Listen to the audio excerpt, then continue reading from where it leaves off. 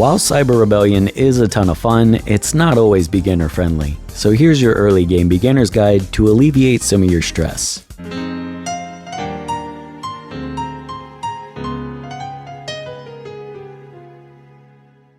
If you've played since global launch, then today marks day 8 of your adventure, and you're able to claim your free double S. If you've been having trouble deciding on a 6th party member, she will definitely serve you well in the damage department. But before I get ahead of myself, this is my account. 100% free to play, no purchases, no beta rewards, just good old-fashioned gameplay. See, this little first purchase bonus is what I consider a badge of honor, and if you still have that on your account, good for you. Anyways, I'm stacking up my diamonds not for any particular reason, except I simply find that using the in-game resources on summons is a super slow way to progress as free-to-play. There are always other outlets such as shops, events, new hero banners, etc. that are far more worth your diamonds. I'm hoping to have a nice stockpile for an emergency or when a new banner comes out. Though if you need to spend it on something, you can never go wrong with energy. One important aspect of Cyber Rebellion I wanted to touch on is that this is not an idle game. Your energy will recharge over time, and you have access to a couple resource pools of free energy now and again, but if you don't use it, then your team won't get any stronger. You need to farm parts to increase your character's max level, and farm chips to promote their star level.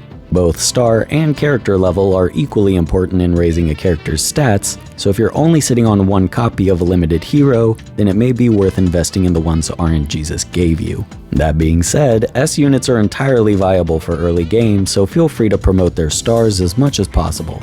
They'll need a minimum of 5 stars to unlock fissions anyways. Fissions allow you to spend resources on character chips, then use those chips to star up the character. Some heroes don't have a fission route, so you must pull them traditionally through the gacha system. Make sure to dive into the archive and familiarize yourself with the abilities of everyone so you can stay on your toes with team building. For example, I was lucky to pull multiple copies of Foamy Sweet Dream, so even though she isn't my favorite, I've naturally slotted her in anyways. I was lucky enough to pull the Rick fission I wanted and his S counterpart, so I've been investing my beginner resources into my S unit and Foamy Sweet Dream while stockpiling my mid-game resources for more Rick fissions. The power creep has been incredibly fair, and I've been progressing at a constant rate.